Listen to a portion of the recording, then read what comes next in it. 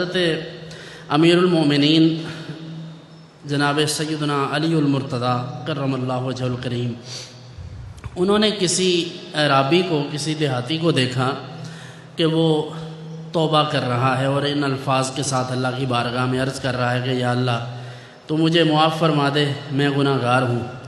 تو حضرت مولا کائنات علی مرتضیٰ کرم اللہ وجہ الکریم نے فرمایا یہ تو جھوٹے لوگوں کی توبہ ہے، یہ کون سی توبہ کر رہے ہو؟ حضرت سیدنا داتا گنج بخش علی حجویری علیہ الرحمہ نے کشف المحجوب میں اس پر 2-3 چیزیں لکھی ہیں، میں آپ کی خدمت میں عرض کرتا ہوں۔ وہ فرماتے ہیں کہ حضرت علی المرتضیٰ نے اس شخص کو ارشاد فرمایا کہ یہ تو جھوٹے لوگوں کی توبہ ہے۔ اس نے عرض کیا کہ پھر آپ فرما دیجئے کہ سچے لوگوں کی توبہ کی کیا نشانیاں ہیں؟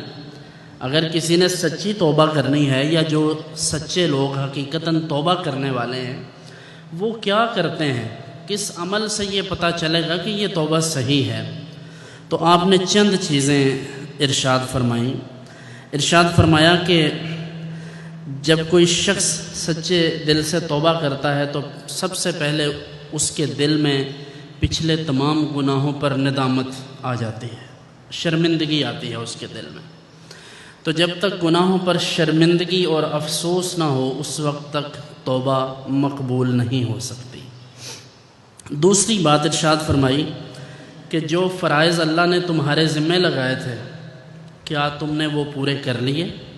اگر وہ فرض پورے نہیں ہوئے تو ان کی قضا کرو۔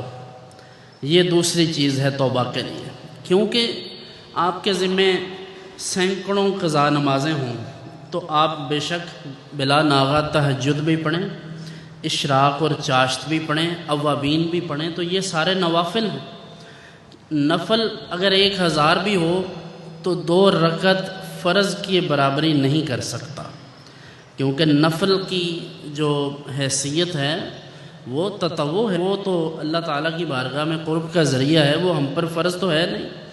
تو جو چیز اللہ نے ہم پر فرض کی ہے اس کی ادائیگی ہر صورت کرنی ہوگی، وگرنہ توبہ قابل قبول نہیں ہوگی۔ تیسری بات ارشاد فرمائی کہ جن کے حق غصب کیے ہیں ان کے حق واپس لوٹا دے۔ اب ہزاروں لاکھوں روپے، کروڑوں روپے لوگوں کے غصب کر لیے ہوں اور بعد میں رو رو کر کعبے کا غلاف پکڑ کر کے یا اللہ مجھے معاف کر دے، تو اللہ فرماتا ہے کہ وَآتِ ذَا الْقُرْبَى حَقَّهُ، قریبیوں کو حق دے دے، جس کا حق میں نے تم پر فرض کیا ہے اس کا حق ادا کر دے۔ تو جب تک کسی حقدار کا حق اس کو نہیں ادا کرے گا اس وقت تک حج، عمرہ، زکوٰۃ، خیرات جو کچھ بھی ہے اللہ کی بارگاہ میں اس طرح سے قبول نہیں ہوگی جس طرح قبول ہونی چاہیے۔ اس لیے یہ بات بھی لازم ہے۔ اس کے بعد فرمایا کہ جس سے جھگڑا کیا ہے اس سے معافی مانگے۔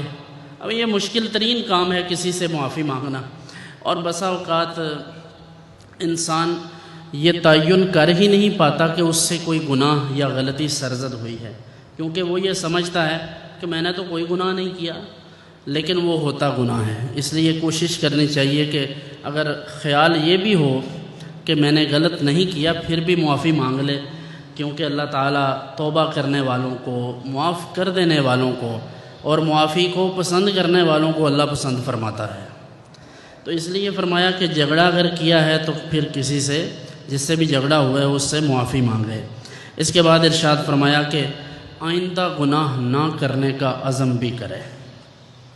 یہ نہیں کہ فارمیلٹی پوری کرتا رہے، میں جی 5 تسبیحاں پڑھتا ہوں استغفار کی، 10 پڑھتا ہوں، بھائی سارا دن استغفار کی تسبیح پڑھتے رہیں، اور جب لوگ آپ کے پاس کچھ خریدنے کے لیے آئیں تو ان سے جھوٹ بول کر اور غلط چیز ان کو دے دیں یا دھوکہ کریں ان کے ساتھ، چیز کی نوعیت اور ہو بتائیں کچھ اور، خراب ہو تو آپ اس کو صحیح کر کے بتائیں، تو ایسی توبہ کا، ایسی تسبیح کا، ایسے استغفار کا کیا فائدہ ہے؟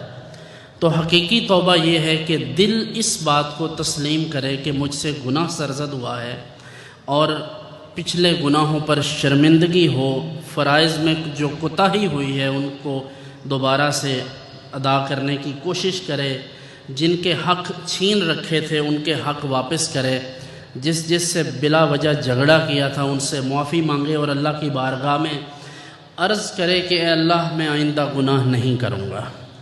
جب یہ سب حاصل ہو جائے تو پھر یہ امید کی جا سکتی ہے کہ اللہ تعالیٰ اپنا خاص فضل و رحمت فرما دے۔